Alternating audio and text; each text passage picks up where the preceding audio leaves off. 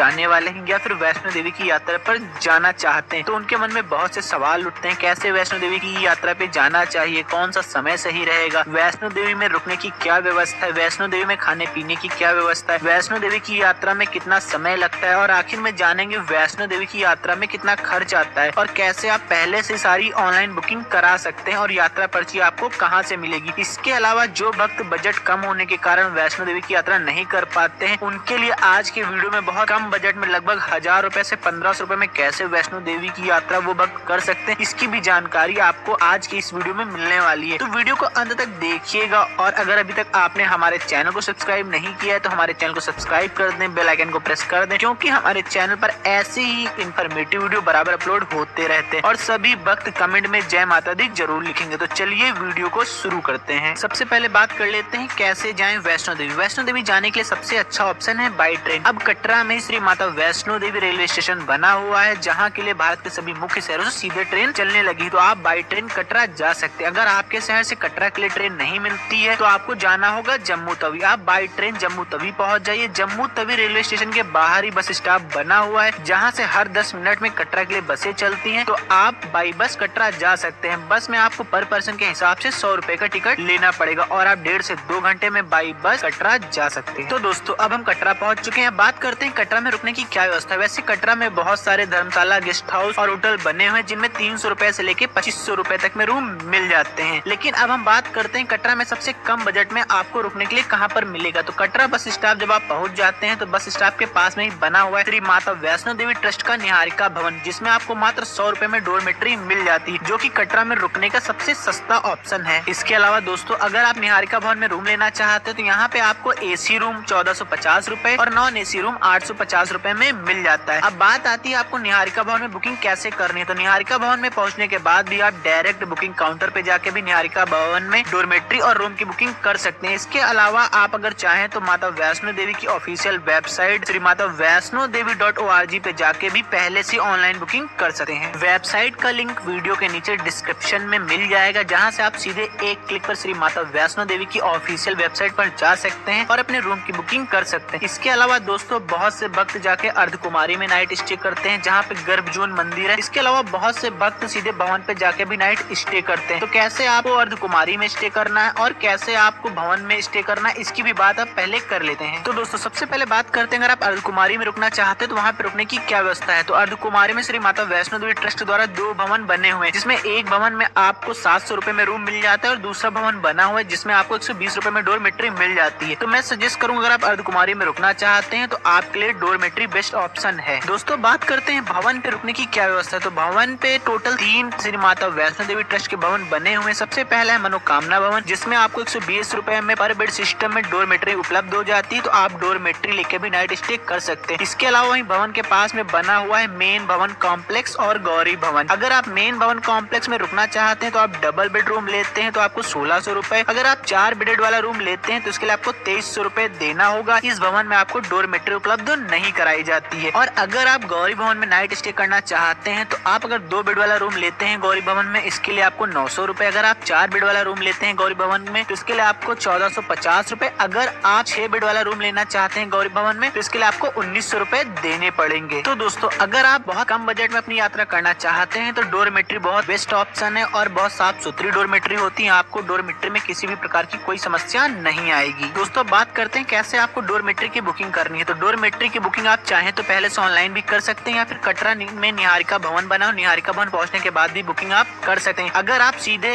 भवन में पहुंचने के बाद या फिर अर्धकुमारी में पहुंचने के बाद डोरमेट्री बुकिंग करना चाहते हैं तो बाई चांस ही आपको डोरमेट्री मिलेगी, नहीं तो आपको डोरमेट्री मिलने में दिक्कत होगी। इसलिए आप पहले से ऑनलाइन बुकिंग कर लें या फिर आप कटरा में निहारिका भवन पहुंचने के बाद डोरमेट्री की बुकिंग कर लें। तो दोस्तों ये तो बात हो गई कटरा में रुकने की क्या व्यवस्था है, अर्धकुमारी में रुकने की क्या व्यवस्था और भवन में रुकने की क्या व्यवस्था है। अब बात कर लेते हैं कि कौन सा सही समय रहेगा आपको वैष्णो देवी की यात्रा करने के लिए।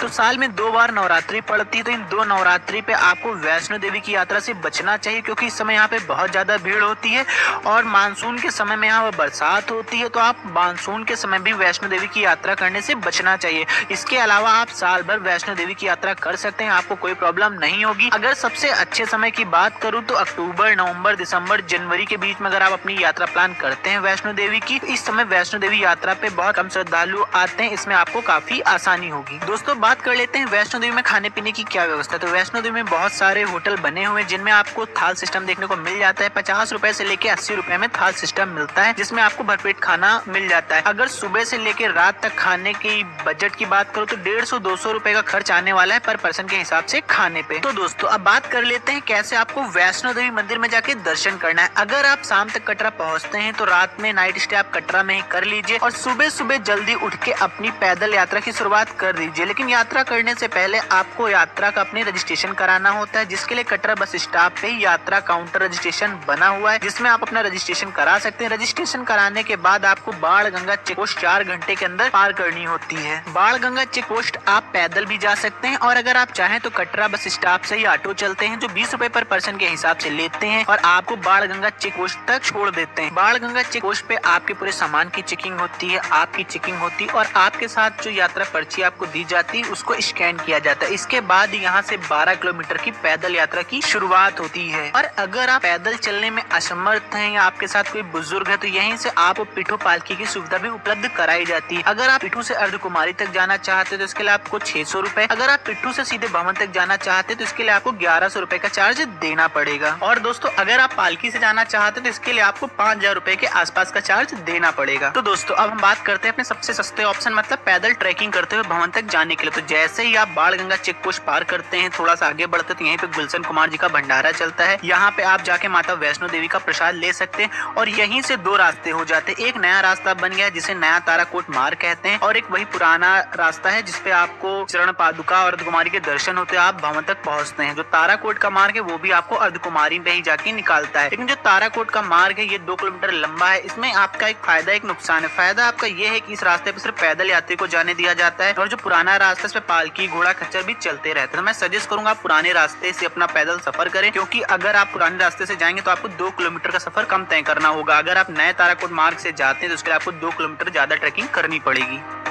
तो दोस्तों अब हम अपनी पैदल यात्रा की शुरुआत करते हैं इसी पुराने वाले रास्ते से। तो आप जैसे ही थोड़ा सा आगे बढ़ेंगे तो आपको पड़ेगी बाण गंगा। कहते हैं माता वैष्णो देवी ने बजरंगबली की प्यास बुझाने के लिए बाण चलाकर बाण गंगा प्रकट की थी और उसी से हनुमान जी ने अपनी प्यास बुझाई थी और माता जी ने यहीं पे अपने बाल भी धोए थे, इसलिए इसे बाल गंगा भी कहा जाता है। बाण गंगा से 1.5 किलोमीटर ट्रैकिंग करने के बाद अब हम लोग पहुँचते हैं माता के चरण पादुका मंदिर। कहते हैं यहीं पे माता जी ने भैरव जी को पलट के देखा था, इसलिए यहाँ पे माता जी के चरण के निशान पड़ गए थे और इसीलिए इस मंदिर का नाम चरण पादुका पड़ा। तो यहाँ पे सभी भक्त रुक के दर्शन करते हैं। दर्शन करने के बाद अपनी यात्रा की शुरुआत करते हैं। आप जब पैदल ट्रैकिंग करते हैं तो आपको रास्ते भर बहुत सारी दुकानें देखने को मिल जाती हैं। पूरे रास्ते भर आपको खाने पीने की कोई दिक्कत नहीं होने वाली है। जगह जगह माता वैष्णो देवी ट्रस्ट द्वारा संचालित कैंटीन भी आपको देखने को मिल जाएंगी। जगह जगह वॉशरूम भी बने हुए हैं। तो पूरा जो ट्रैक है माता वैष्णो देवी का बहुत ही साफ सुथरा आपको देखने को मिलेगा और कहीं भी किसी भी प्रकार की कोई दिक्कत नहीं होती है। अगर कोई मेडिकल इमरजेंसी आ जाती है तो आपको मेडिकल इमरजेंसी के लिए वहाँ पे जगह जगह पे क्लिनिक भी बनाए गए हैं। तो दोस्तों चरण पादुका के दर्शन करने के बाद अब हम पैदल ट्रैकिंग करते हुए पहुंच चुके हैं अर्धकुमारी मंदिर। अर्धकुमारी मंदिर में गर्भजून बना हुआ है। कहते हैं यहीं पे माता रानी ने 9 महीने वास किया था, इसलिए इस गुफा का नाम गर्भजून पड़ा। अब बात कर लेते हैं आपको कैसे अर्धकुमारी में दर्शन करने। तो अर्धकुमारी में दर्शन करने के लिए ग्रुप नंबर का सिस्टम रखा गया है। यहाँ जाने के बाद आपको ग्रुप नंबर प्राप्त करना पड़ेगा। ग्रुप नंबर प्राप्त करने के बाद जब आपका नंबर आ जाता है तब आप जाके अर्धकुमारी में दर्शन कर सकते हैं। अगर मैं ग्रुप नंबर में कितना टाइम लगेगा आने में तो बात करूँ, अगर आप पीक सीजन में जाते हैं तो उसमें कभी कभी 12 से 14 घंटे का समय भी लग जाता है। अगर आप ऑफ सीजन में जाते हैं अक्टूबर, नवंबर, दिसंबर, जनवरी तो इसमें आपको 3 से 4 घंटे का समय लग जाता है। तो आप अर्धकुमारी पहुंच जाइए। अगर आप ऑफ सीजन में जा रहे हैं तो 3-4 घंटे वेट करके दर्शन कर लीजिए माता रानी के। अगर आप पीक सीजन में जा रहे हैं तो मैं सजेस्ट करूंगा आप इधर से जाइए, अर्धकुमारी में अपना टोकन नंबर प्राप्त कर लीजिए। टोकन नंबर प्राप्त करने के बाद आप भवन की तरफ चले जाइए, भवन में दर्शन करिए, वापसी में आके अर्धकुमारी के दर्शन कर लिए। ये सबसे बेस्ट तरीका रहेगा अगर आप पीक सीजन में जाते हैं। तो अगर आप ऑफ सीजन में जा रहे हैं तो आप 3-4 घंटे का वेट करके पहले अर्धकुमारी में दर्शन कर लीजिए। दर्शन करने के बाद ही आप अपनी भवन की यात्रा करें। और दोस्तों अगर आप अर्धकुमारी में रुकना चाहते हैं, मैं पहले ही बता चुका हूँ अर्धकुमारी में रुकने की क्या व्यवस्था और कैसे आप अर्धकुमारी में रुक सकते हैं। तो दोस्तों अब हम लोग अर्धकुमारी से आगे चल रहे हैं। अब अर्धकुमारी से बैटरी कार भी चलती है। अगर आप बैटरी कार से अर्धकुमारी से भवन तक जाना चाहते हैं तो आप बैटरी कार का भी सहारा ले सकते हैं। इसके लिए आपको 360 रुपए के आसपास का चार्ज देना होगा और आप 10 से 15 मिनट में बैटरी कार से ही भवन तक पहुंच जाएंगे। लेकिन इसमें एक समस्या ये आती है कि कि वहाँ पे जब आप टोकन के लिए लाइन लगते हैं, बैटरी कार का टिकट लेने जाते हैं, तो मात्र 70 से 80 लोगों को ही टिकट दिया जाता है और हर 3 घंटे में एक बार विंडो ओपन होती है, जिससे कि वहाँ पहुँचने वाले श्रद्धालुओं को बहुत ज्यादा दिक्कत होती है। इसलिए अगर आप बैटरी कार से जाना चाहते हो तो अपने पहले ही ऑनलाइन टिकट निकाल ले बैटरी कार का, जिससे आपको कोई समस्या नहीं होगी। अगर आप सोचते हैं वहाँ पहुँचने के बाद मैं बैटरी कार का टिकट लगे हाथ ले लूंगा, तो इसमें आपका 5 से 6 घंटे का समय जा सकता है। बात करते हैं दोस्तों, अगर आप पैदल ट्रैकिंग करके कटरा से भवन तक जाते हैं तो कितना समय लगेगा, ये आपकी नॉर्मल स्पीड पे डिपेंड करता है। अगर आप बहुत आराम से ट्रैकिंग करते हैं तब भी आप 8 से 9 घंटे में माता रानी के दरबार पहुंच जाते हैं। तो अभी हम माता रानी के दरबार पहुंच चुके हैं। अब आप कैसे यहाँ पे दर्शन करने, यहाँ पे रुकने की क्या व्यवस्था है, कौन सा तरीका सही रहेगा दर्शन करने के लिए, तो अगर आप माता रानी के दरबार में शाम के 7-8 बजे तक पहुंचे हैं तो आप तुरंत ही वहाँ पे बहुत सारे वॉशरूम बने हुए हैं, आप स्नान कर लीजिए। स्नान करने के बाद जितना भी आपके पास एक्स्ट्रा सामान है, वहाँ पे बहुत सारे क्लॉक रूम बने हुए, उस क्लॉक रूम में अपना सामान जमा करवा दीजिए और माता रानी के जाके दर्शन कर लीजिए। और अगर आप रात के 10-11 बजे तक पहुंचते हैं, मतलब अर्धकुमारी में दर्शन करने के बाद आप पहुंच रहे हैं, तो आप वहाँ पे एक नाइट का नाइट स्टे कर लीजिए। नाइट स्टे करने के बाद आप सुबह सुबह मॉर्निंग में जाके माता रानी के दर्शन करिए। दर्शन करने के बाद फिर आप भैरव बाबा के दर्शन करने चले जाइए। और अब बाबा भैरव के दर्शन करने के लिए भी आपके पास रोपवे का सहारा हो गया है, जिसके लिए आपको 100 रुपए का मात्र टिकट लेना होता है और आप 15 से 20 मिनट में भैरव बाबा पहुंच जाते हैं। और भैरव बाबा में दर्शन करने के बाद अगर आप अर्धकुमारी में वापसी में दर्शन करना चाहते हैं तो वापसी में आके अर्धकुमारी के दर्शन कर लीजिए और दर्शन करने के बाद आप नीचे आ जाइए। और अगर आप पहले से अर्धकुमारी के दर्शन कर चुके हैं तो आप सीधे नीचे कटरा आ सकते हैं। और दोस्तों थोड़ी सी बात कर लेते हैं, अगर आप फ्री में वैष्णो देवी भवन पे रुकना चाहते हैं तो उसके लिए आपको क्या करना होगा, तो वहाँ पे बहुत बड़े हॉल बने हुए हैं और वहीं पे बहुत सारे कम्बल स्टोर बने हुए, वहाँ से आप 100 रुपए जमा करके कम्बल ले सकते हैं और आप वहीं हॉल में जाके नाइट स्टे बहुत आसानी से कर सकते हैं। और जब सुबह आप जाएंगे कम्बल वापस करने तो आप जो 100 रुपए जमा करते हैं वो 100 रुपए भी आपको वापस कर दिए जाते हैं। वैष्णो देवी में ऐसा तब होता है जब वहाँ पे सारे डोरमेट्री फुल होते हैं, रूम फुल होते हैं, तो फिर आपको वहाँ पे जो बड़े बड़े हॉल